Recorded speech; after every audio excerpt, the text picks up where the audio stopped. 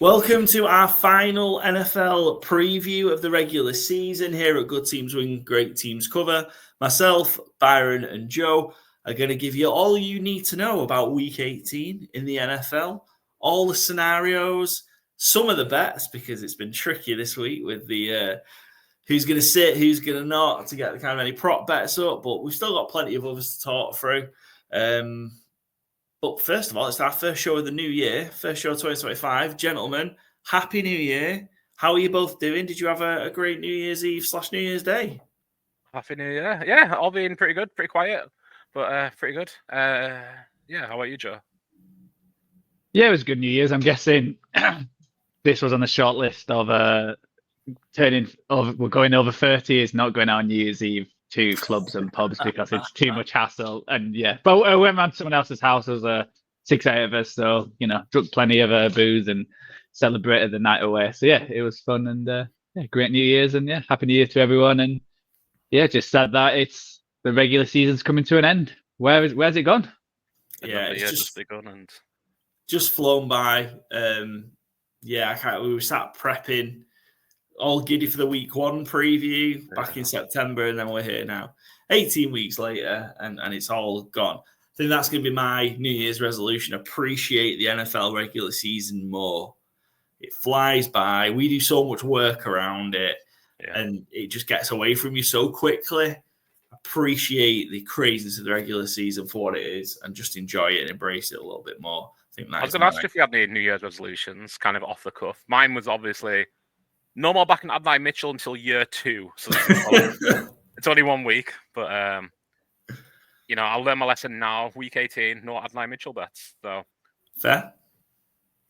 I mean, you know what? If previous rookie wide receiver obsessions have taught us anything, it's that by the end of year 2, Adlai Mitchell could, start to come good. We've seen it with Marvin Mims. Yep.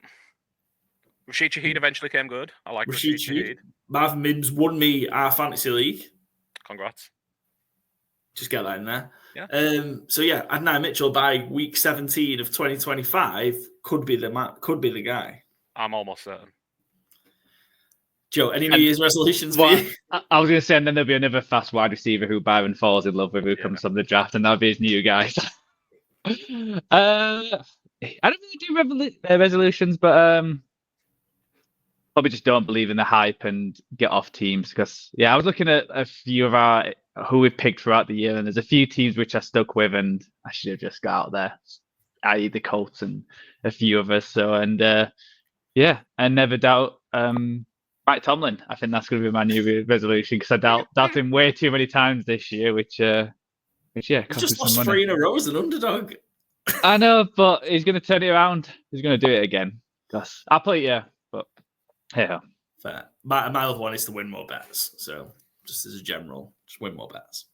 Be better at betting is where I'm at. But we're going to preview the 2 Saturday games, the 2 Sky games, and probably feels right that the Sunday Night Football game is what's going to bring to a close the regular season in Week 18 because we've got a cracker in Vikings, Lions for everything pretty much.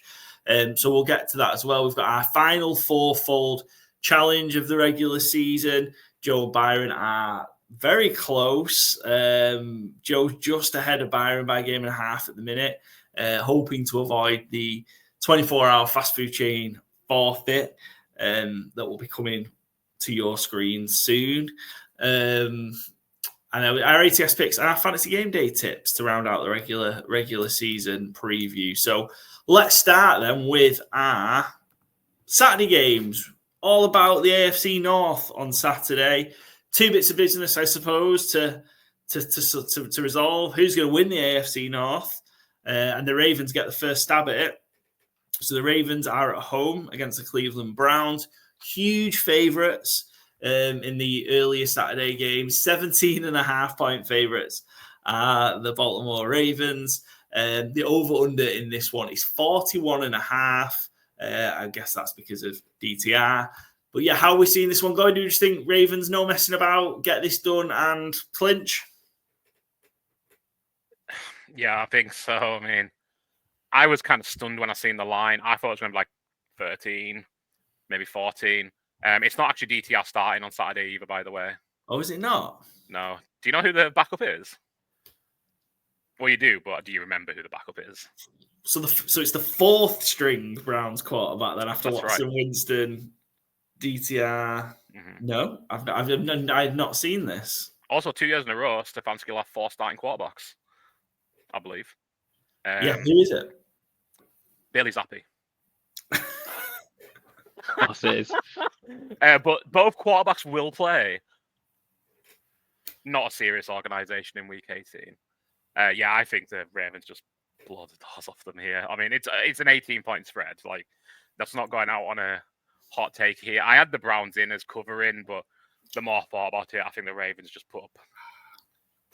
I think Lamar Jackson maybe takes this opportunity to go out swinging in the MVP battle as well, because Josh Allen isn't going to get a full workload on Sunday. So, again, a nationally broadcast island game.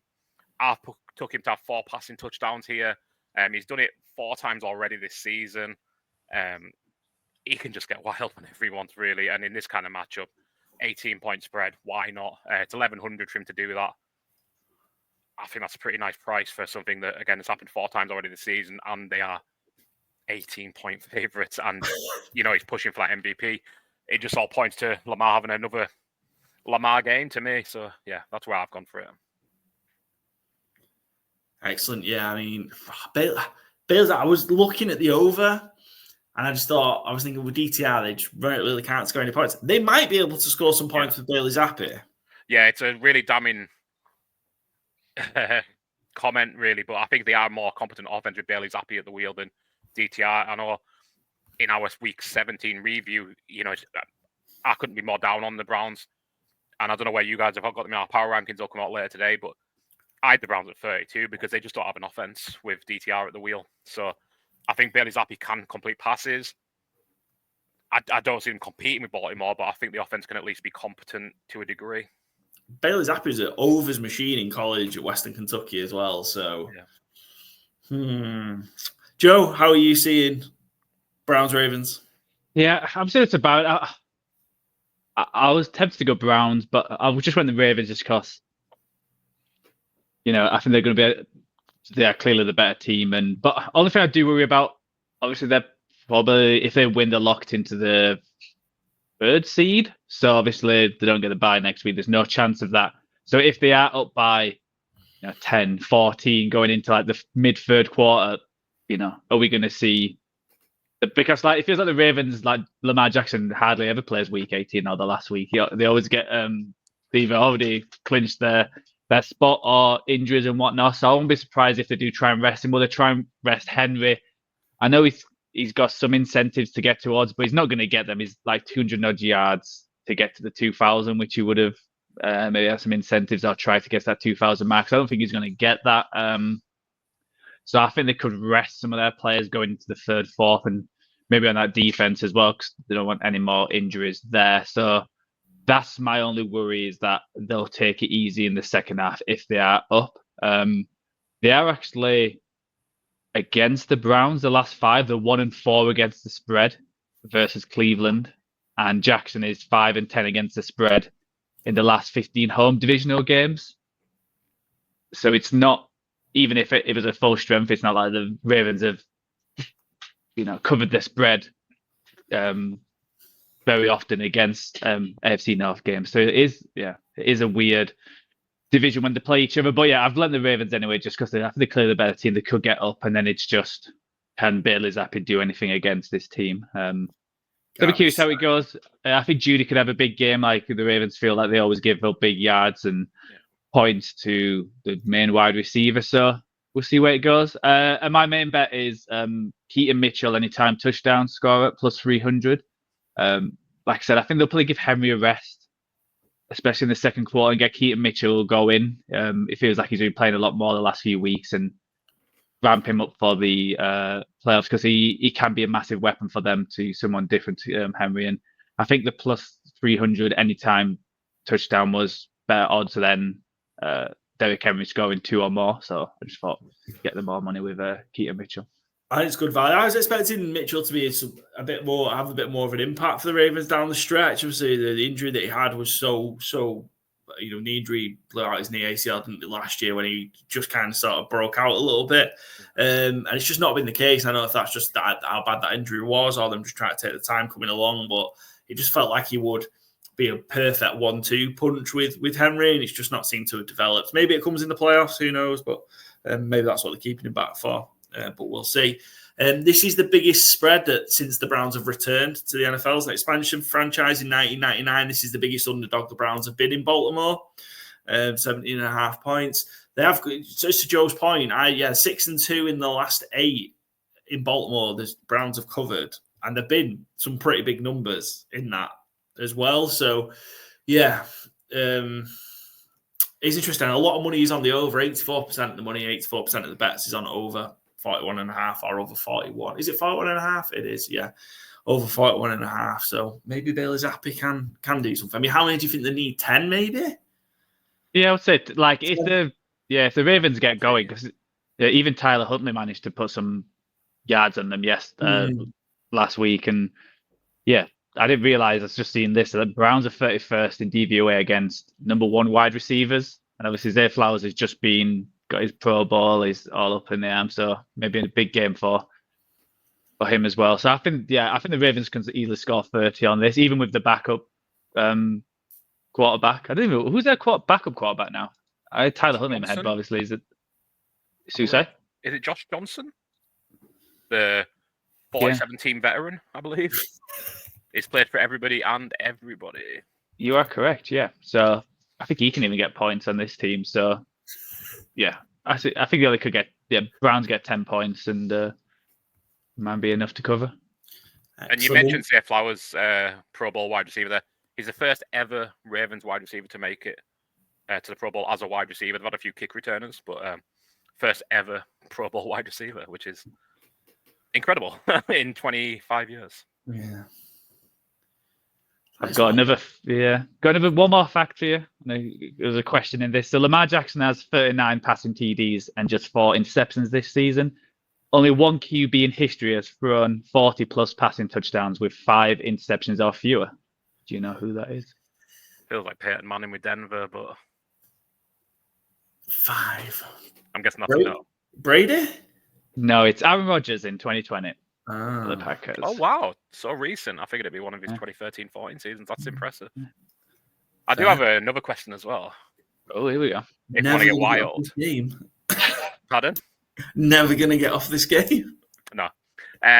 So the Browns are 17-plus point underdogs. They've only been that twice before in their history, both when they were an expansion franchise in weeks 6 and 7. They got wiped out in the second one, but in the first one they pushed. That was the 17th of October, 1999. So you know what I'm wondering? Yeah.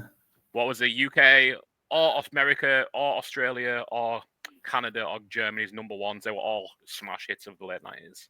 1999. Got a few options for you there. Give me Robbie Williams with Millennium.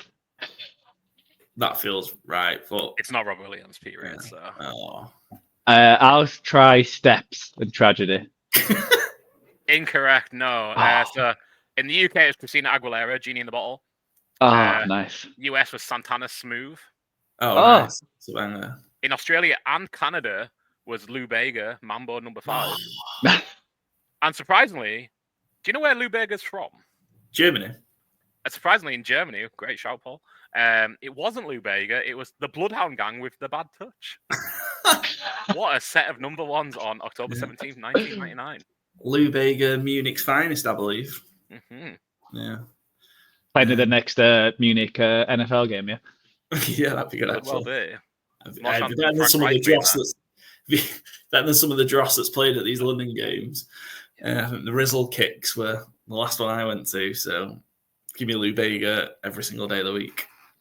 And he actually had to stop at Mambo number 8 because if he had it in his home language, it would have been Mambo no. So Starts means going in 2025 with the Gags. Right, enough of that game.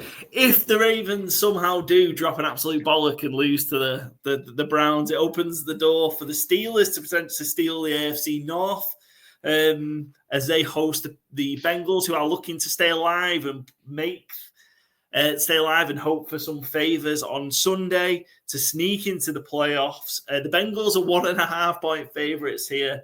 The over-under is 48. It was a great game last time between these two in Cincinnati just a few weeks ago. What we're expecting to see out of this one? I think the Steelers might not be fully focused because they're not going to win the division. Truthfully, at this point, I think Cincinnati continue as they have been last few weeks and take care of business. I've gone Joe Burrow to continue his currently 7-game streak, I believe it is. Or was it 8? It's 8, yeah. 8. 275 passing yards, 3 passing touchdowns, plus 188. I was kind of surprised to see it was plus money. So, yeah, I'll take Joe Burrow to continue as he's going. Chase Brown, questionable. I don't believe he's practicing yet this week, so that just puts me even more. It's going to be area out from Joe Burrow. Once get Jamar Chase's triple crown. Yeah, I just think Bengals come out swinging and go out flying. So that's where I'm heading straight away with it. Joe? Yeah, I'm leaning towards the Bengals. Just seeing how the Steelers have played the last few weeks, lost the last 3 games by 10 points or more. So I don't see them turning it around here. I think the Bengals need this more. So I think they're going to try and go off.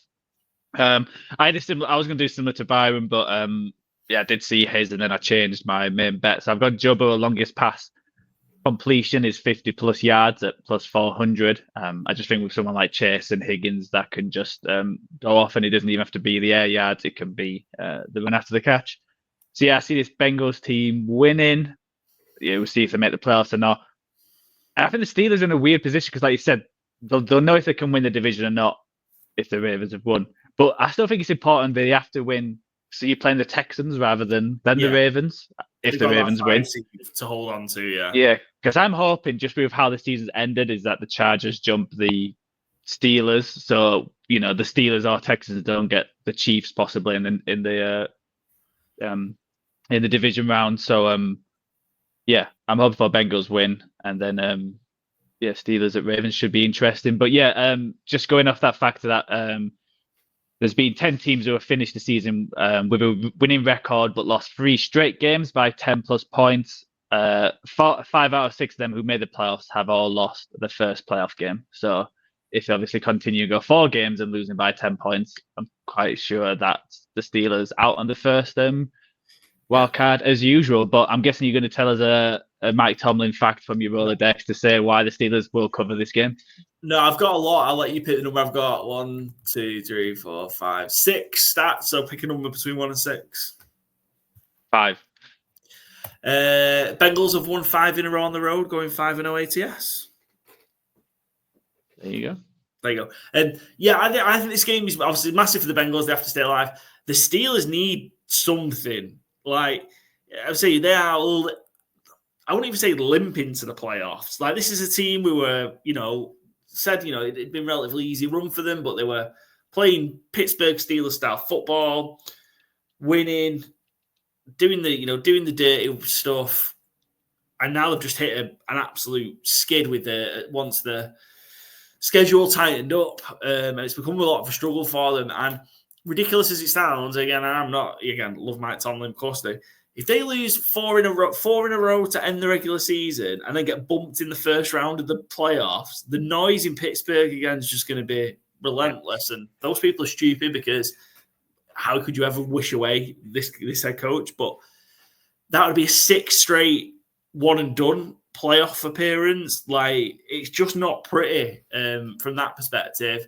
I'm expecting them to find something on offense because the Bengals are just awful defensively. So I'm expecting kind of another over between these two, like we got in Cincinnati a few weeks ago. Burrow's going to have to put the Bengals on his back. I think Russ might find some joy, and the Steelers can get in a groove a bit offensively, relatively a groove, for how putrid they've been the last few weeks. So I think we're going to get points, and the Bengals just find a way, probably miraculously, to take this to stay alive into Sunday. But yeah, over for me on this one, I think. Bengals been, just getting involved in shootouts. Like the over. Although 93% of the money's on the under, so I'm going against the grain. So that's where I'm at the minute. Cool. Any other shout-outs for Bengals Steelers? No, it should just be a really fun one. Should be, hopefully a cracker on Saturday night. Into Sunday, Sky Sports games. These were the two obvious ones because of the scenarios. So Bucks host the Saints. Tampa Bay are 13.5-point favourites. Over-unders 43.5. Tampa Bay win, and you're in. You win the NFC South for the fourth straight year, and will be the number 4 seed in the NFC playoffs. The Saints pull off the upset. It opens the door for the Atlanta Falcons, who play the Panthers. Focusing on Saints Bucks, what do we think? Where we lean? It looks like from your bets, you are leaning for an easy Bucks win. Yeah, I think that's fair. I don't think the Saints would want to do the Falcons a favour, and I don't think they can do them a favour. Like, they have so many problems of their own. The Bucks over the last 6 have averaged 32 points on offense. They are really ticking. Mike Evans needs 85 to get his 1,000. Needs 5 receptions combined with that to get, I think, a $3 million bonus, is it? So, with how he's going, how Baker's going, a lot of these Bucks players, seems to be every year the Bucks, I don't know if they're just one of the teams that do it or if the players just hit the goals quite often, but they often seem like they've got good incentives at the end of the season. I remember Gronk had it a few years ago. And I just don't think the Saints have got it in them to put up a fight, truthfully. So I think the Bucks handily take care of business. I've got them to go over 29.5 points. Like I said, last 6 since the bye, they've averaged 32 points a game, put 48 last week on. What we thought might be a competitive Carolina team. We didn't think defensively they'd be holding up, but kind of thought it might be a competitive game. Obviously, Chuba Hubbard was out, but, it's one running back. It's not the entire team. And, they just completely blew them out. They put 40 on the Chargers a couple of weeks ago. Yeah, so I've got over 29.5 points, plus 105. I liked it. It was plus money. It was plus 100 to win the race to 30 or plus 105 to go over 30. So it seemed like an easy bet. Not much faith in the Saints offense, obviously, there. But yeah, that's where I've gone for it. I think the Saints blow them out the Bucks blow the Saints out pretty easily. Joe? Yeah, I'm the same. I don't think this Saints team, I watched them last week. They didn't really have much. Spencer Rattler looked good in parts, but looked terrible in others. I think it's going to be a lot of turnovers from Spencer Rattler. So I think this Bucks teams can get up big, and then once you've hit the incentives for Evans and a few others, I wonder if they'll pull a few people. So that's why I've got Rashad White at 2+ touchdowns. I think he does get involved quite a lot. It feels like Bucky Irvin is the number 1 running back, but Rashad White is the catching running back. So 2+ touchdowns. Once Mike gets his yards, they might look elsewhere. And I wonder if the Saints know that they might be targeting Mike Evans quite a lot. So opportunities for other players because I think it's going to be an easy win. I'm curious, obviously, the stat events which has happened in New Orleans over the New Year's, does that change anything? Like, it's weird that let's say it's weird that it would, but it could, some players who thought would take week 18 off, it's more like, okay, let's do this for the fans and New Orleans in general. So I'm curious how that would work, because they played well on defense to start with against Raiders in the first half, but then they just, let the Raiders go up and down on them. So, curious how it go. But I see a Bucks win here. I feel like if this was in the Superdome, I'd really like the Saints to give the Bucks a game. I think there's just obviously thoughts and prayers to everyone in New Orleans. Thankfully we've got obviously a couple of our guys who've joined us on the podcast. Dan was out from Saint City and me. Show was out in New Orleans. He'd been to the game in the Superdome a few days ago, stayed out for New Year. Thankfully, luckily, him and his family all safe. But yeah, I think if it's in the Superdome, I think it could be a real shout for the Saints. Just find a way to win this game. We've seen, and it doesn't mean that the Saints players won't kind of be galvanized or do it, because the city of New Orleans is a very special place for things like this in terms of sport just being a way for the city to kind of, come together when under tragic circumstances. We've seen it kind of time and time again with New Orleans. I've got a funny feeling they'll backdoor cover this at 13.5. These Bucks Saints games tend to be under. It's 8-2 in the last 10 meetings in Tampa. And the Saints have covered the last 6 in Tampa as well. I think these are very different circumstances because the Saints team is, almost nothing to play for from a football perspective. It is Darren Riz's last game as interim head coach. I think he won't be the permanent head coach based on how it's gone. But I don't know, can he just get them going for one more game? And the Bucks last year, when we thought they had an easy game to seal the NFC South against the Panthers, made a meal of it. And could this be, if the Falcons can get going early, pressure, if Tampa start off slow, pressure, scoreboard pressure from the Falcons, that all those things could play into this here. I do think Tampa will win and secure the NFC South. But yeah, I think it could just be a bit of a tighter game, and maybe the Saints end up making it close at the end. My bet's just the Evans for the Mike Evans for the incentives more than anything, and to get his 1,000 yards. But I wanted to load it up with 5 receptions, 90+ yards, and anytime touchdown. But sadly, Bet365 are not giving that option, and neither are a lot of other places at the minute. But that might be something that I add as a second bet just to bump the odds up. But yeah, plus 135 for that. I expect another solid game from Mike Evans.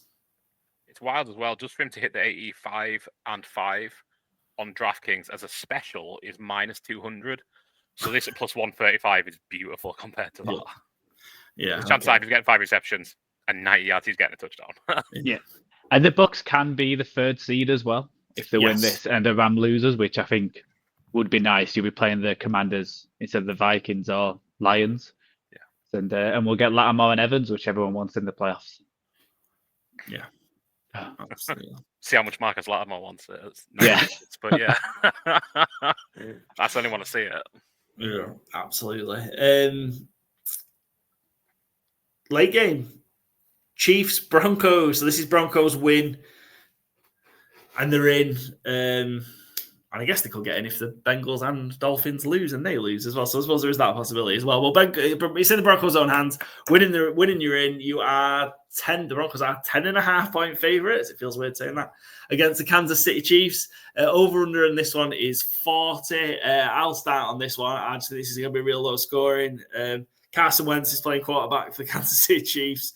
I suspect we might be seeing a lot of other Chiefs players rested as well. But I guess you can't rest them all. I do like Chiefs to cover as well, but the bet I felt more comfortable with was the under 40. I just think this might be a bit of a tepid game. Broncos might get, any lead they get, they might just want to try and run out the clock. I think it might just be that kind of low scoring, just get over the line kind of game. How are you two guys seeing it? Pretty similar, truthfully. I don't think it's going to be one that we're, foregoing red zone to watch. I think we'll see the occasional highlight, and it'll be a Broncos, I don't say cruise to victory, but I don't think it'll be too much of a struggle again, unless Carson Wentz has got something that we haven't seen in a good while, which is a competent performance from him. I've gone Marvin Mims to get a touchdown plus 230. I just like the price. He's the kind of player, I think, especially against a disinterested defense, who will just get himself open, whether that's schemed at the line or flying deep. I know the fantasy playoffs are done, when he really shines, but I think he can continue with this into week 18 at, plus 230. And it's send him a reach out. It's send him an Instagram DM thanking him for his week 17 performance, I think. Joe? I'm similar to you, but I think it's going to be a close game. I just think sometimes when backup quarterbacks just come in for one game on a good team, this usually stay good. Like the team itself and the backup quarterback is like, it's actually not too bad. The Chiefs since 2018 when Mahomes is not playing, so Gabbert, Moore, and Chad Henne, they're 2-2 straight up and 2-2 against the spread, with 3 of them games decided by 1 score. So I can see them continuing that. I think they're just a good team all around. I think they're well coached, so I think they can scramble Bo Nix a little bit, especially on defense. I think Spags might have a few tricks up his sleeve. And like you said, they can't rest every single player. They'll probably rest Mahomes, Kelsey, Chris Jones, You can't really rest too many other superstars just because then you'll have no one else to play. So I still think it's going to be a close game. I think it's going to be. I've got similar to you, the under 40. I think it's going to be a low scoring game. And my bet, I've got. It was a weird one because Bet365 didn't have many bets for the Chiefs team at all, so I had to go to DraftKings, and I saw Kareem Hunt anytime touchdown scorer at plus 380. I think they might play Pacheco to start with just to keep getting in more reps, but I think Hunt could come in and if Wentz is struggling or he's just looking for them easy check downs, and Hunt could be there, and anything at the goal line, Hunt could get that touchdown. So plus 380. I do like that price. So yeah, it should be interesting. I'm wondering how they're going to play, obviously, because they're going to have next week off as well. And there's always the debate: do you want 2 weeks off before playing again? And the whole Mahomes wouldn't have played for was like 40 odd days or something crazy. So 24, not quite 40. Yeah, 24 days. It's still a long time. And I was watching, I can't remember, some extras saying it is tricky when you do have so long on because training is not the same as games and you always come out cold. So I wonder if they'll play a few players to start with just to get them time and then rest them. So I can see them keeping it close and playing some of the starters, especially on defense. So yeah, I think it'll be a fun game. And if the Broncos lose this, then it's a bit of they've shit the bed the last 3 weeks to win and get in and lose every single one. Yeah, just one game to get it done. But yeah, I think I'm really interested to again see the props out. Yeah, Hollywood Brown props because again he's back. Again need him to get snaps and play. Pacheco, as you mentioned, Joe, still just doesn't look right yet, does he? So I think they'll need to play him into fitness. So yeah, there's a couple there where I think there might be some opportunity to get some value. And a big thing here, Andy Reid being a double-digit underdog, he's 5-0 against the spread. So Oh, nice. That's a 10.5 points seems crazy. It's a lot. I do like the idea of them leaning on Kareem Hunt if it's like, Pacheco gets a run and then it's just, the backup quarterback and Kareem Hunt. Him and Steele. Good King Wentz looks lost, Yeah. On the Feast of Stephen. Cool. Right. On to the game of the week. And this has got a chance to be game of the season, hasn't it? It's the perfect ending to the regular season. Everything is on the line. The NFC North, the number 1 seed in the NFC, the 14-2 Minnesota Vikings travel to Detroit to take on the 14-2 Detroit Lions. It feels an injustice that one of these teams is going to be a 14-win team and a 5 seed and have to play on the road in the playoffs. This is going to be a fantastic game. Sunday Night Football, the right choice, the only choice. How are we liking this one? I think to use one of your, sayings, Paul, I think points is what we're feeling. Looking at the bet sheet here, I've gone Donald and Goff to have 300 or more passing yards plus 470. I like the idea of pairing up with Joe, so I'll let Joe go through his as well. Oh yeah, so I think after watching Monday night, I think this Vikings team can get lots of yards and whatnot. So, and I think the Lions on offense, I think they could do it against anyone. So I've got T.J. Hawkinson, Justin Jefferson, Sam Laporta, and Amon St. Brown, all to have 50+ receiving yards at plus 525. If it's anything like the Monday Night Football, then that should hit fairly easily because the Lions on offense were unbelievable, and on defense, the 49ers could do really what they want with them.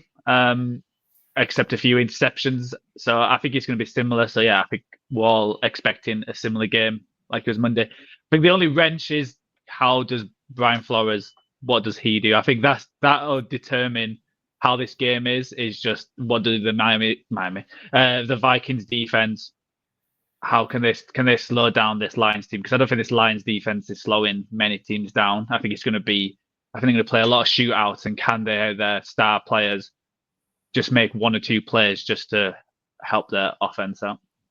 Yeah, my worry in this one is that I think for the Lions, the Lions are going to have to play absolutely perfectly on offense. I don't think they can afford to have a possession where they don't score, because that just nailed it for me on Monday. I know the Niners do have offensive weapons, but the Niners, it's been a struggle for the Niners. and they just move the ball up and down the Lions with no resistance, pretty much. I also thought Kirby Joseph got a couple of picks and whatnot, but I don't think you can rely. I don't think you'll be able to rely on that. You're gonna have to stop somebody, and I just cannot see, especially how good the Vikings were last week against the Packers. I just cannot see a way here where the Lions stop the Vikings. Therefore, I love the over. It's come down. It opened at 58, and a lot more of the money's gone on the under. I guess it's just from that high number. It's down to 56. It might keep tumbling. But yeah, I've gone over 56. I think both teams get to 30. And I just think the Vikings are going to outlast the Lions here. They're just going to get one stop more than the Lions can get. And I love the Vikings as well. I suspect I'll be adding Vikings +3 to my sheet as well. I do like they've had a little bit more rest as well, and obviously the West Coast Lions, going out West Coast on a short week typically isn't a good recipe for success. Playing on a short week, so yeah, I really like Vikings here, which is crazy considering where I was on the Vikings earlier in the season, even when they were kind of looking good. Yeah, I think it was the first 9 or 10 weeks you didn't even pick the Vikings once against the spread, so you've it's split it. Some interesting facts about this game. So favourites in prime time this year are 45-12 straight up, which I think was absolutely crazy. And the Campbell's 9-0 as a straight up favourite in night games this season, which is crazy. Dan Campbell and Goff have been dominant in the NFC North. So Campbell's 16-6-1 against the spread and against NFC North, which is the best for any coach since he joined Detroit. And Goff's 29-17-2, including 16-6-1, same as Dan Campbell, which is also the best in the NFL. So they've dominated the NFC North completely. And Sam Darnold, another question for you. So Sam Darnold has 35 passing TDs this season. He only had 27 in his last 4 seasons, which is nuts. So only 8 quarterbacks have now been a top 5 pick, had 35 passing TDs, 4,000 passing yards, and made the playoffs. So there's 7 other, except with Sam Darnold making the 8th. Do you want to guess what the other 7 are? So Mahomes, Peyton Manning will be one of them for Denver. Yep. Oh, yeah. Baker? Nope, Baker's not in there. Andrew Luck? Hang on a second. Yeah. Whoa, how was Baker not in there? Has he had 35 passing touchdowns in a season? He must have done last year, surely. You tell me. This fact is not there. All right, sorry. Andrew Luck. Yeah, so we had Luck. So that's a bit called stealing. Eli Manning? Nope. So someone who's played for the same team as Goff. Oh, Matthew Stafford. Yep. James Winston? Nope. Deshaun Watson? No. Do you want me to read them out? Oh, do you want to keep? No, Watson was 11, I believe. One after Mahomes. How many more have we got to go, Joe? Oh, you've got one. Palmer. Cass Palmer is one, yeah. So you got 1, 2, 3 more. Someone's like one of the MVP on a team not making the playoffs this year. Oh, Joe Burrow. Joe Burrow, yeah. And then 2 others, both retired. One for the Falcons, one for the 49ers. Matt Ryan. Yeah. 49ers, top 5 quarterback. Alex Smith. In the 90s. 90s guy. Jeff Garcia? No. Steve Young. Steve Young. There you go. There you go. So, Darnold is having a historic season. Just who would have thought that? One on Darnold's historic season as well. That now makes he's got a 4,000 passing yard season, and just as an FU to the Jets, they haven't had one since Joe Namath, which is obviously funny, but also just how special the 2018 draft was. Now Sam Darnold has a Pro Bowl selection. Good on Sam Darnold. 16 of the top 20 players in that draft have got a Pro Bowl selection, totaling 44 between those 16. I'm not going to try and ask you to name the 4 that don't, because obviously they're a bit not great players, but the 4 that haven't are Mike McClinchy, Marcus Davenport, Colton Miller, and the other quarterback taken in the first round. Josh Rosen. Josh Rosen, yeah, number 10 overall for Jesus. the Cardinals, who is now studying for his masters in business. I see him this week. So Playing college. He's gone back to play college. Yeah, I mean, you look at the other 4 who are all kind of in MVP watch or playoff watch territory. Darnold, Josh Allen, Baker Mayfield, Lamar, and yeah, Josh Rosen is back at college. But he seems happy, so good for him. Good for Josh Rosen. Right, yo. Any more for Vikings lads? Who do you call it? Who do you think's going to win? Lions. I've gone Vikings. I'm with you, Joe. Vikings. My head probably says Vikings, but I'm not. I'll never.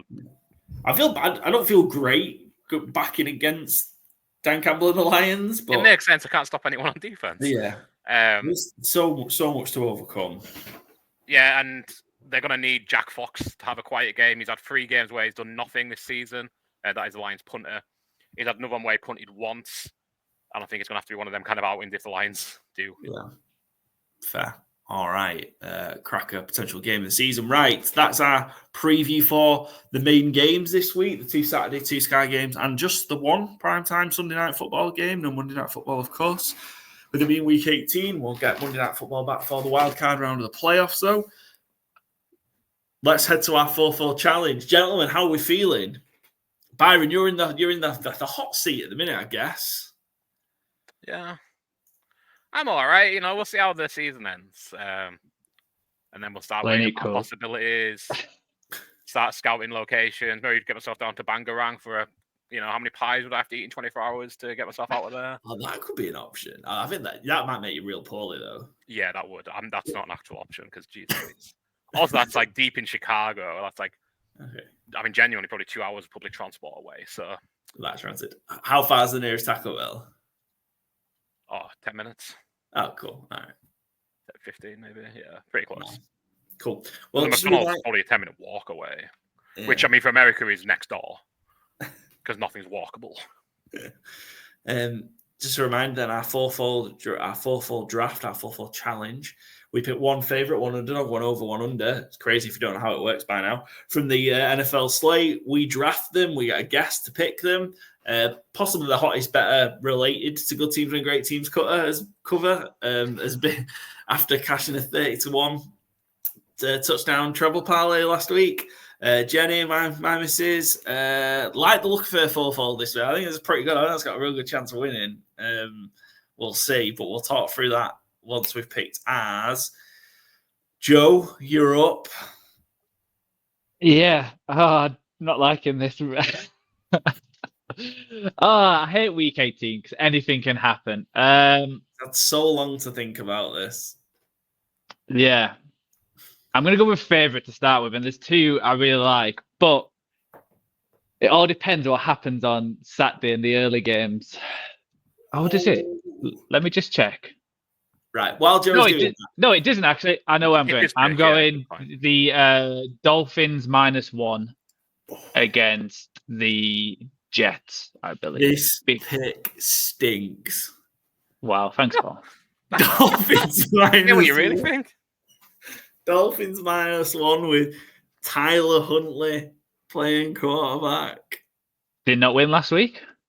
He did against the Cleveland Browns. Well, he's playing the New York Jets. Not much better. I just think I think they're going to win this game. I think the Jets are more or less giving up. I'll be curious if Rodgers actually plays. How he played last week was atrocious. I think you need Rodgers to play for this. Like, if Tyrod Taylor plays, you're in trouble. Yeah, I think the Dolphins' defense could possibly be better than the Bills' defense. It's certainly picked up and it's certainly got its benefits with it's not as injured as the Bills. And this Dolphins team need to win. So at -1, it was in between that one and another one. And I'm not spoiling it just in case you guys pick it. But yeah, they're playing at the same time as the Broncos, so they don't know if they're out. So they'll be playing 100% going straight off. Where a few of the others, they don't need to win. Well, there's obviously a main one, but I'm going the Dolphins -1. Excellent, good stuff. I'm going to go with my favorite. In fact, I've got a lot of favorites. I don't need to do that. Dolphins wasn't one of them, Joe. I'm going to go with a total. I will go with Commanders Cowboys over 43.5. The Cowboys stunk last week against the Eagles. I think they'll have a bit more joy against the Commanders defense. And the Commanders have the opportunity, I think, I say opportunity. They want to keep the 6 in the 6th spot, I think. They don't really want to, if you have the choice, I don't think they want to go back to Philadelphia. So with their win last week over the Falcons and the Packers dropping the game to the Vikings, the Commanders went up to the 6th seed. Packers have got the Bears, so you'd think they would win. So I think the Commanders will be playing full tilt. I don't think we'll be resting anybody. And the Cowboys just kind of stink, don't they, really, when kind of teams are going to put it on them. I know the Cowboys won in Washington, but yeah, I'll take the over in this one. CD Lamb obviously being out is a problem for the Cowboys, but I think they can get enough. Like, they did move the ball okay for a couple of drives against the Eagles before it just kind of all went really, really wrong. So I think Cooper Rush can do enough, and Dowd will actually be able to run the ball a bit this week as well. Yeah, good pick. Like it. That does not fill me with any confidence, Joe. Well, slap put Jets in for you, Byron. Is that how you're going to play this? That is not how I'm going to play it now. It was a fun idea, but no, even I have my limits. And like you said, Dolphins going all out to win is a crucial factor. If it was kind of a dud game, well, you probably wouldn't have taken it, so wouldn't be an issue. I'm going to go over on. I'm really torn actually on 2, but yeah, give me the Bengals Steelers over 48. Yeah. Obviously, we've already discussed it, but yeah, I just think points is kind of the way to go here. Bengals are going to need it, and yeah, Steelers want to get that offense rolling before the playoffs come around, because if not, they are bouncing again. One and done for the 6th straight time. Did you say it would be? It would be, yeah. 6 straight playoff appearance. Yeah, Tomlin needs a big offensive performance. So does Russ. So does George Pickens. Kind of everybody in that building, I think, needs to see some points. So even if they lose, I think they want to go down a bit competent on offense at the very least. So that's going to be my over. And then I'm going to take a bit of a gamble. I think all the favourites are a bit of a gamble this week, unless I'm missing one. Yeah, forget it. I'll take the Bucks 13.5 points. Ooh. Over the Saints. There was another one I was torn on, but I just worry about rotation. I don't think the Bucks will do that. Even if they're up 30 points, I just don't think the Saints have got it in them to come back. Hopefully I'm right, obviously. So yeah, Bucks minus 13.5 over the Saints. Sorry, it's another game we've already discussed, but yeah, just kind of see. All right, I'll fluff mine up a bit then. I'm going to go with... Oh, you picked your favourite, so I'll leave my favourite till last. I'm going to go with the underdog. And Joe, I'm going to take the New York Jets. Ooh, okay. I'm going to take the Jets. Well, I think the Jets are going to win this game. Tyrod Taylor, Aaron Rodgers. I don't care who it is. Dolphins under any... Also, they've managed to keep this run where they've had to keep winning the last few weeks. But when it comes to the ultimate has-to-win spot, I think the Dolphins are just going to piss down the leg. Obviously, different if Tua's playing. I probably would fancy them. I feel... Just a quick word on the Dolphins. I feel like we've been a bit mean saying... I feel a bit mean saying this because we've always talked about, especially earlier in the season, Tua's kind of been, obviously, horrific history with head injuries, concussions, and take your time. He's come back and he's played relatively well for a lot of the season. I feel like unless it's another concussion, surely Tua should be playing this game. It was limited, wasn't it? Yeah. Was it limited? It's another hip injury, right? Sorry, Joe. I was speaking over you as you were saying it. Did you say it's a hip injury? I was saying, was they limited at practice on Wednesday? Oh, sorry. I think he was, yeah. I don't think he certainly wasn't a full participant. But I think it's a hip injury, which he had a massive bad hip one injury in college. He did. So I think it is a case of like, can he get through it essentially? I still think it's a good look. Like, of course it isn't, no. I feel like it's similar maybe to some of that Anthony Richardson stuff that's kind of reared its head again this week. Yep. feel like as a quarterback, I don't know, like these guys play hurt all the time, and I get that. I feel like, I feel like you should be doing absolutely, like, should be putting yourself through the pain barrier a little bit, and that's not good. But you've got a chance to get to the playoffs. I imagine if the Broncos lose and they lose, which I have in a parlay I've put in this week as well. Bengals, Jets, Chiefs money line plus 1,700, so that the Bengals get in the playoffs. Curious to what the odds are, just the Bengals to make the playoffs. Less than 17 to 1. Yeah, which is like nuts. Yeah. So they might have changed that, but when I took them the other week, so I took them when the Chargers beat the Broncos, and they were alive, so it was plus 600, which is crazy because if you just parlayed all the results needed to make it happen, it'd have been plus thousands. So I'm the fucking idiot here, just taking 6 to 1. So I'm going for it this week though, because I guess it's in essence at this point the same bet, isn't it? So yeah, 17 plus 1708 for the money line treble. Joe, back to you. Well, I'll do my under first again. We've talked about. Oh, I don't want to go there.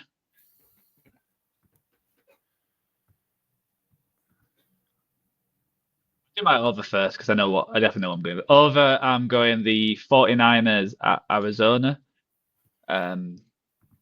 Just looking at how bad the defense was for the 49ers and the other way, and how the offense actually looked good at over 43. I think that could hit, and it could be a fun and exciting game with the passion not playing. Yeah, Josh Dobbs out in. Yeah, which I'm curious. Yeah, obviously Purdy's.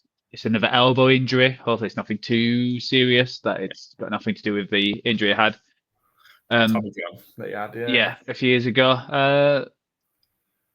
If that'll affect his contract or anything like that. But I think it'd be a fun, exciting game. There's a few players who are close to incentives as well from both teams. So I think it's going to be, I think both defenses can't really stop much. So let's hope it's a fun and exciting game. Where do I want to go? I'll go my under, which is, we've talked about. I'm going to go Chiefs, Broncos. Fair. That's where I'm going to go. I'm going to go Chiefs, Broncos. Under 40. Under 40 it is, yeah. Cool. I'm gonna take as you've cracked open the unders, Joe. I'm gonna take another under. Two games I really like. And I like the favourites in both as well. I don't want to double up. So I'm gonna take the Seahawks and Rams under 38.5. It's a real stinky number because Gino has a lot to play for. $2 million. $4 million Gino has to play for. That's a lot of money. I think he got punched out in the New York Jets dressing room for less than that. A lot less than that. Gino needs 186 passing yards for $2 million and another win for a further $2 million. So could prove to be a very lucrative day for Gino. Rams are playing Jimmy G. I don't know what Jimmy G's got left at this point. So, I suspect. I've found that a bit of a curious decision from the Rams, just because they could get pipped to the third seed, and as a result end up have to play the Lions or Vikings instead of playing Commanders or Packers. Seems an odd one, unless Matthew Stafford just really does need a week. Yeah. Byron? My apologies, 1 second. Where's my sheet? So I've got an under and a underdog to take. Yep. Underdog. So I'm going to take my underdog of the San Francisco 49ers, plus 4.5 going into Arizona. I was kind of surprised. I know it's Josh Dobbs, but the Cardinals have been so poor of late. It feels like that. Give me 4.5 points with a Kyle Shanahan quarterback and a Kyle Shanahan team. I know obviously it's not a full Shanahan team, but they didn't go down, softly against the Lions. They went down swinging. They haven't given up on the season. they'll want to finish strong with how the year's been. So yeah, I'll take the Niners plus 4.5 points again against Cardinals team who feel like they've kind of lost the way the second half of the season. It's a Pasternak revenge game from last It year. is, yeah. Yeah. Thought we were meant to leave those revenge games in 2024, but if you're carrying them over, I'm more than happy to. So. God damn it. And then we've got an under to take. There's a couple of stinky unders this week that are attractive. Ooh, a lot of low numbers in there this week. Yeah, I'll go Jags Colts 45. I know both defenses stink, but so do both offenses. I think we're looking at clear outs in both places. I'm not sure if you've seen some of the Anthony Richardson stuff this week. If I was booking or talking about how he needs to be a leader, and essentially, like, they took Richardson out, then the other guy wasn't any better, so they put Richardson back in, but no changes really happened. It's like there's just so much stuff coming out of Indianapolis. It's rotten. That place is rotten to the core. Yeah, and I think, we see it with the Jets. We've seen it with Washington over the years as well. Like, the sad thing is with a lot of these terrible teams who stay bad, you can't change ownership. And it comes from the top ultimately. Jim Irsay is a bad owner. Woody Johnson's a bad owner. Dan Schneider was a bad owner. Like, these teams don't get better because the ownership doesn't really know how to get better, I think, and doesn't really know what to do as a organization. So yeah, I think the Colts are just going to be stuck in the same limbo they've been since Andrew Luck retired. I think they need a clean sweep. Maybe Shane Steichen can keep his job, but Gus Bradley's a DC, he'll be out. I forgot the GM's name. Chris Ballard will be out because he's never won the division. He's been there for 7. This will be his 8th season. They've not won the division for 10 years, the Colts, and every other team has won it twice, at least twice in that span. And in that time, the Jags have had the number 1 pick at least twice, maybe even 3 times in that period. I think they've just had it twice. I think they've only had it twice in their history. But yeah, back-to-back years, I believe. With how bad that division's been. And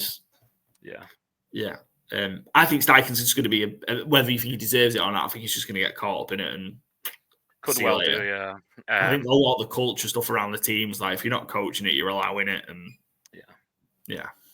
I would say that was my other pick for the under. So if that hits and the Chiefs Broncos doesn't, then that's a big swing. It was in between them two. I'm going to go my favorite then to finish off my fourfold. I'm going to go for the San Diego Superchargers. I've been waiting to do that all season. Sorry, give me the Los Angeles Chargers minus 4.5. Potentially something to play for if the Bengals get a result on Saturday. If Bengals beat the Steelers, Chargers can jump a spot in the wild card, get a more favorable game on the road in Houston against the Texans than a repeat of the Harbaugh Bowl that we saw earlier in the season. Harbaugh, yeah. And I think that's a good incentive for the Chargers, isn't it? I think, and I just don't think Jim Harbaugh's the type of guy to let up. Like they struggled for a couple of weeks and they found form the last couple of weeks. I think they'd want to continue to do that.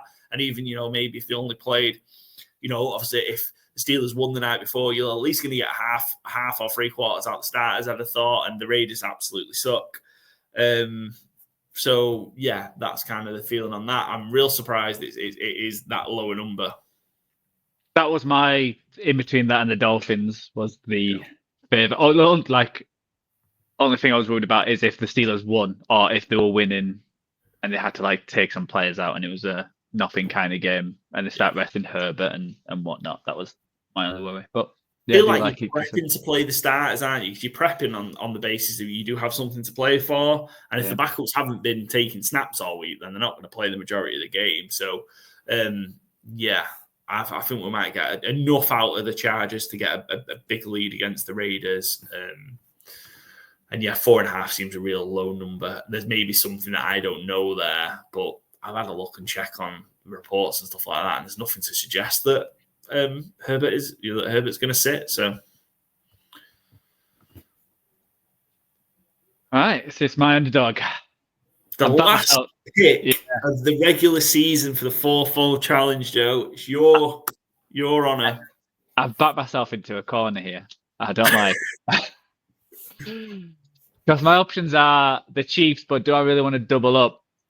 But I think, or do I go against the team what everyone loves? And I'm going to do it. I'm going to go. The last pick of the fourfold is going to be the last game of the season, the last prime time of the regular season. I'm going to go the Vikings +3 against the Lions because I do like the Chiefs and how high it is, but I don't think they'll win. But I think the Vikings are going to win this game, so a +3. Doesn't even need the points. Don't need the points. I'm going the Vikings +3. Are you officially rejecting the points? No. Okay, I'll take the points as well. Get it on the record if so. Yeah. Okay, fair enough. Cowardly, but fair enough. Yeah. And I've realised all my games are the late games. So I might already know what I need to do. Oh. I didn't plan that, but it's worked out that way. It's worked out. Question of motivation. But, 1.5 games behind Byron. Ahead of Byron, sorry. The loser will be taking part in the first ever Good Teams Win, Great Teams cover 24-hour locked in a fast food chain restaurant challenge. Got to eat your way out. And that will be the gluttony ball, but yeah, fair enough. The what? Sorry, the gluttony ball. The gluttony ball. That's quite good. Yeah, and we will. I think we can make an episode out of all the clips that you'll have to take yourself in between each of your food items. Look forward to it. The air of resignation, Byron, is. Oh dear. Well, best of luck, chaps. May the best man win. The guest could sneak it. Yeah. The guest could actually could come out last place.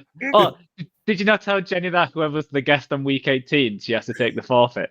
They would have to do the forfeit as well. Yeah. Well, let's just go through Jenny's fourfold. I like this favourite as well. Seahawks -6.5. I was looking at taking it. But yeah, once I took the total, I was like, I don't want to double up. So yeah, Seahawks -6.5.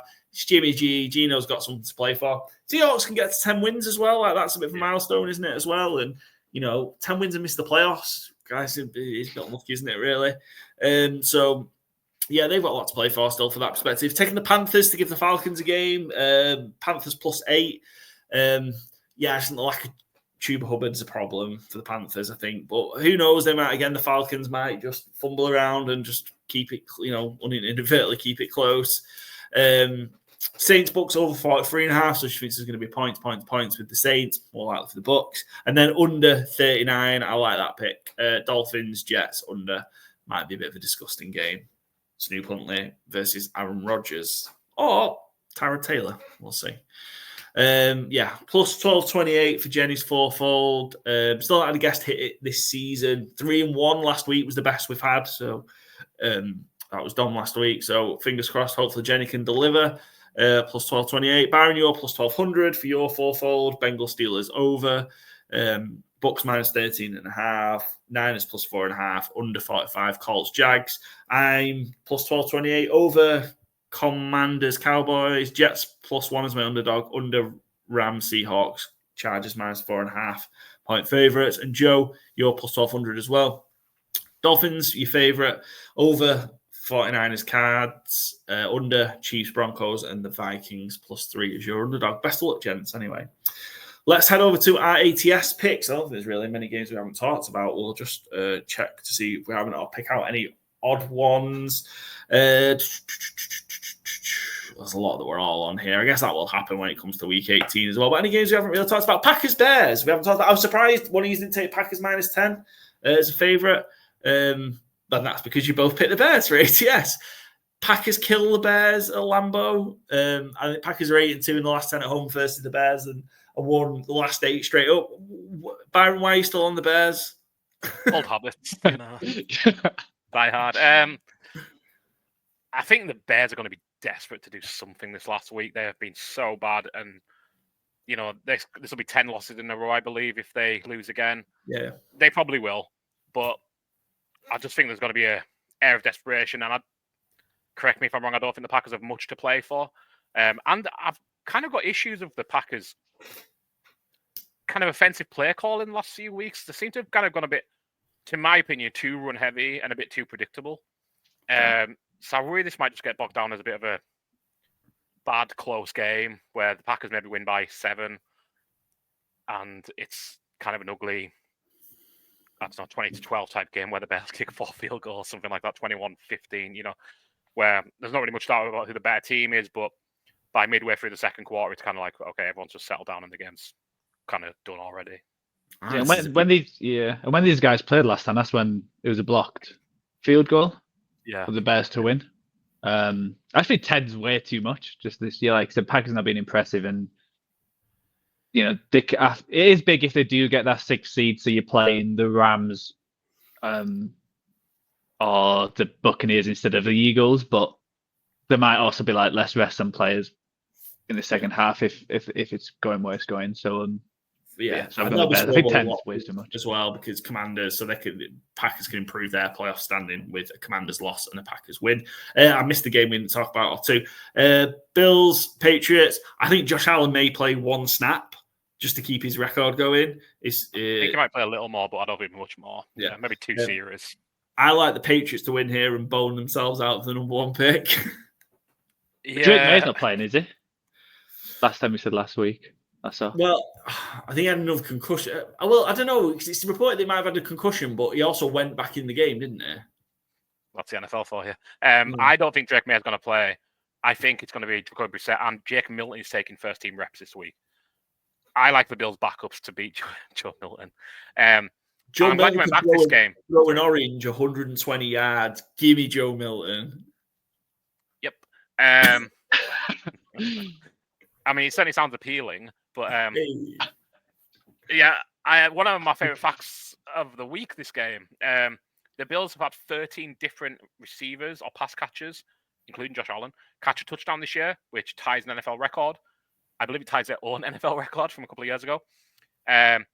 So getting to 14 would break the NFL record. It is an active subject of conversation in the Bills locker room. There is only 2 players on the Bills who have a target. Sorry, there's only 1 player on the Bills who has a target this year but doesn't have a touchdown. Marquise Valdes-Scantling has 9 targets with no touchdown for them, but he is no longer on the Bills. Zach Davidson has two targets, 1 catch with 0 touchdowns. However, if he's activated from the practice squad again, he must sign to the 53-man roster and cannot be demoted to the practice squad again. So, other than that, the only players who've taken a snap on offense who might catch a touchdown for them is Reggie Gillum, Mitchell Trubisky. So, what about the linemen? That's where we're going here. I like DraftKings haven't got this market up yet, but they have it every week. Is an offensive lineman to catch a touchdown in the league at normally plus 1,000. So 10-1 for an O-lineman to catch a touchdown. Doesn't have to be this game, but I think it will be this game. I think with Deion Dawkins. I don't think I'm going to be able to get a market on Deion Dawkins catching a touchdown, but I think an O-lineman or maybe a sneaky trick play to DeMar Hamlin, everybody's favorite NFL player. That'd be good. But I think they get somebody to catch a 14th touchdown. Maybe it's Reggie Gillum as a fullback who has 0 targets on the year and 2 rush attempts for 3 yards. But I think somebody's getting one, and it isn't going to be Josh Allen because he already has one. So, how do you think it could be a Mitch Trubisky and they do like a Buffalo special? Because it's always against the Patriots. Yeah, I'd love to see that as well because he's done it before in Chicago. I don't know if you remember that. I don't think it's from Trey Burton, but it might well have been. I think it actually predated the. No, it was Trey Burton, I think, and it was after the Philly special. So yeah, it could be Trubisky, but there's no mark up for a touchdown for this game yet. But I'm going to be having some players who haven't caught a touchdown yet.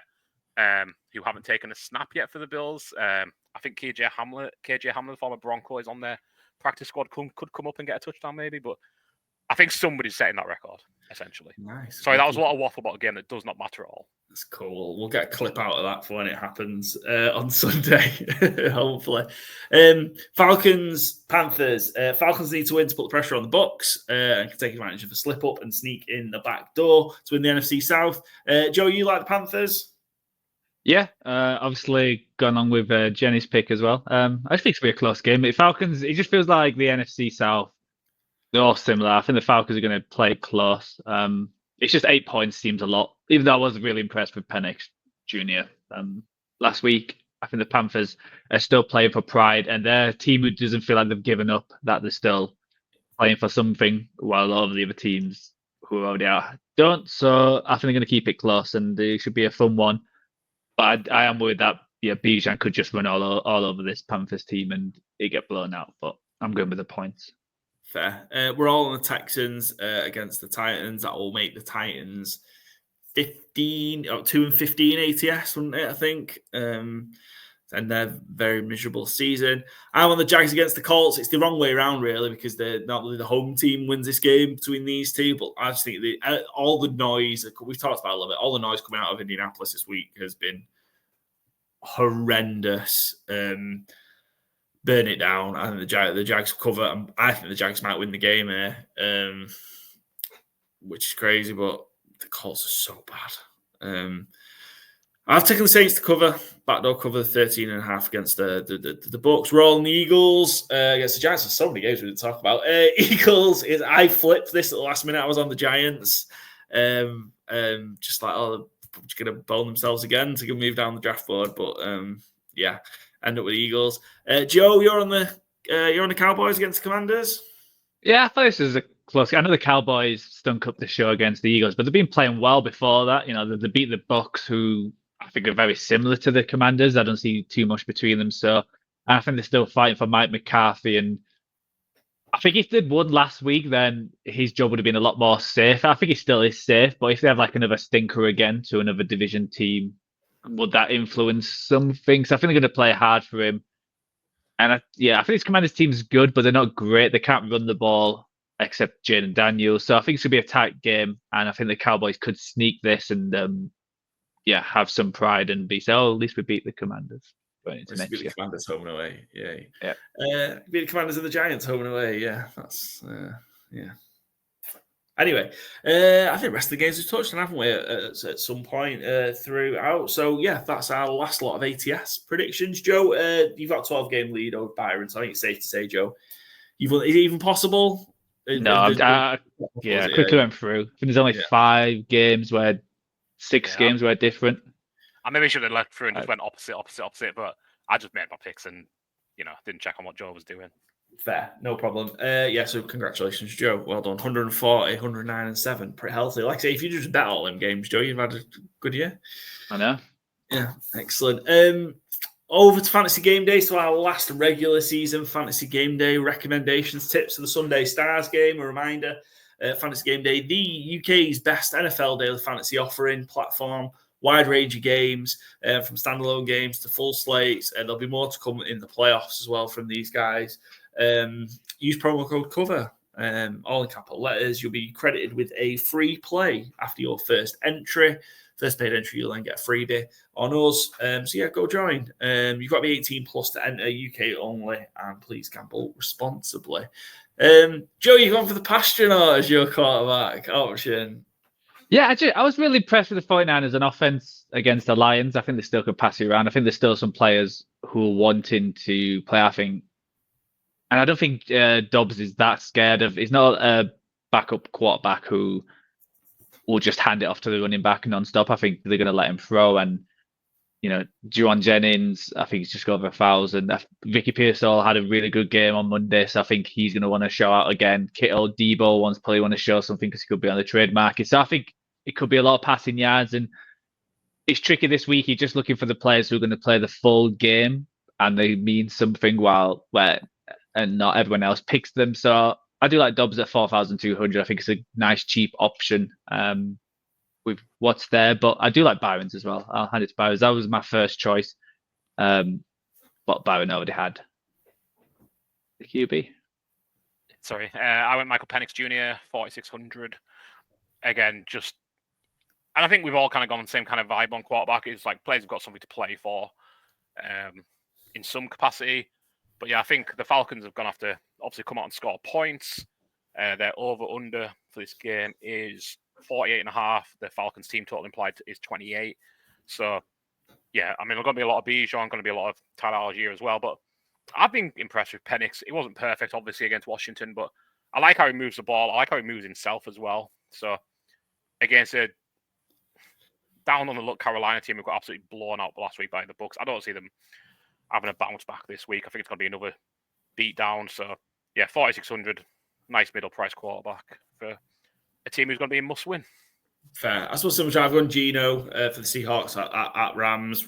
I can't obviously resting. We talked Jimmy G playing. Geno's got $4 million to play for, and Seattle can get to 10 wins. So, yeah, Geno. I think think he can have a good game against the Rams. And then my wide receiver pick ties in with your quarterback pick, Byron. I've gone for Drake London. I did have Malik Neighbours, but you put it on the sheet before I did. I put it on the slide. But yeah, Drake London, I think he'll have another good game. He had a decent game last week, didn't he? So yeah, I think he'll have another good game.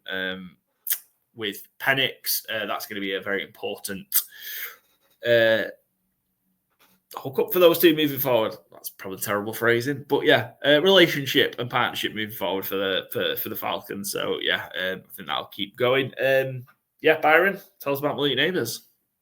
Yeah, as long as you're not going to tell us more about Penix sliding in. Yeah, I've got Malik Neighbours.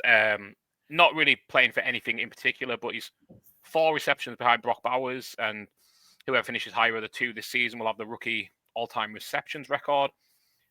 And I'm still a little sour. Obviously, I bet Malik Neighbours have the most receptions in the league at 75-1.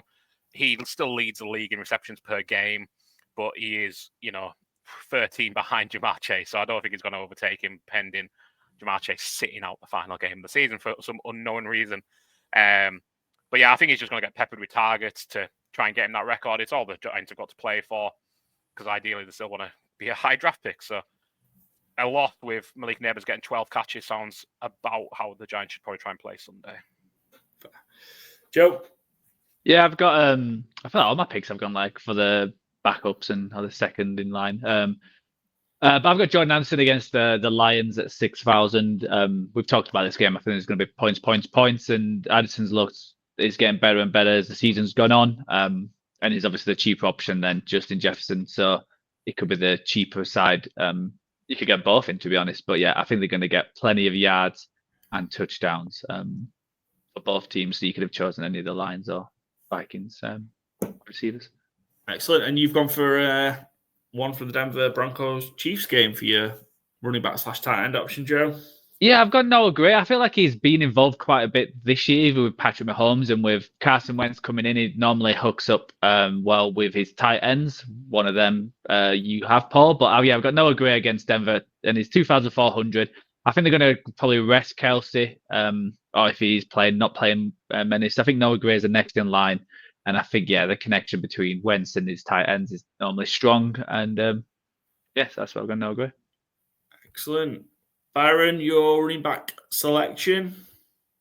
Yeah, again, trying to find someone with something to play for at a reasonable price. J.K. Dobbins is the heartbeat of that Chargers rushing offense. If he gets 58 rushing yards, he gets 150,000 bonus, which is on the lower end. But, with the salary he had to take, with the injuries he had into season, it's quite a decent whack for him. And I think the Chargers will want to get him going again, just to make sure that he's in fighting shape for the playoffs without maybe pushing him too much if the game's out of hand in the second half. But I think 58 rushing yards is not too difficult to get to. Could easily get a couple of touchdowns on a Raiders team who had a nice win last week, but I think going to be dead in the water trying to up that draft pick if they can. Excellent. I've gone for Zach Ertz. He does need a big game. He got some incentives last week. He's got a chance to get some more as well. I think it's only a few more catches, maybe. I think it might be. I think if he gets 9, he gets a lot. It's 9. It's a lot. I think he's got some shorter ones. So, Zach Ertz, 3,800. He's certainly going to play. He's been catching touchdowns. Obviously, recently for the Commanders, Cowboys give up a lot as well. So, I think it's a bit obviously red zone threat. And, I think he could have a productive day against Dallas. That is our fantasy game day picks for week 18, the final of the regular season. We will continue them during the postseason because there'll be playoff fantasy game day slates, but that's it for the regular season version of it. So best of luck, and hopefully you can make some money. Don't forget to use the promo code COVER and you get a freebie play. Gentlemen, it's the end of our regular season previews. Flown by so quickly. It's been a pleasure, of course, as always, to get through another NFL regular season with you both. One more review and then we're on to the playoffs. Suppose I'm going to ask you to make this call now. Could do it on Monday, but who's going to win it all? Who's going to be lifting the Lombardi in the Superdome come February? Philadelphia. I'm going to go with my heart, not my head. I'm going to go the Bills. I'm going to stick with the Chiefs. Yeah, that's what my head was saying, but it feels a bit of a boring pick. It's a very boring pick, but I mean, my heart is screaming Lions, but I just think it's going to be too much of that defense for 3 games. It'd be incredible, but I just don't think it's... Yeah, we all just want to either get the Bills there and then either the Vikings or the Lions. I think either or would be a fun Super Bowl with us fan bases who have gone through a lot, who deserve a win. Because I think if the Bills and Vikings get in, one team's going 0-5 in the Super Bowl and one's finally winning one. Yeah. oh dear. Well, that's it for our Week 18 preview. We'll be back on Monday for the review of Week 18, and then we'll start... going into the playoffs. We'll have guests back during the postseason as well. We've been light on the guest front, primarily just because it's been Christmas Day, Boxing Day, New Year's Day, 2nd of January we've been recording, so it's been tough to get people, but we'll have the guests back for the playoffs as well. Thanks very much for your support, as always. Thanks for watching. Thanks for listening. And if you're not following yet, make sure you do. Good Teams with Great Teams cover over on Spotify. You'll be notified new episodes when they drop. Over on YouTube at GTW_GTC, along with Twitter /X, Instagram, TikTok. We make a concerted effort to get more clips up and out, as well as Blue Sky as well. So, thanks very much. Have a great Week 18, everyone, and may all your bets cash.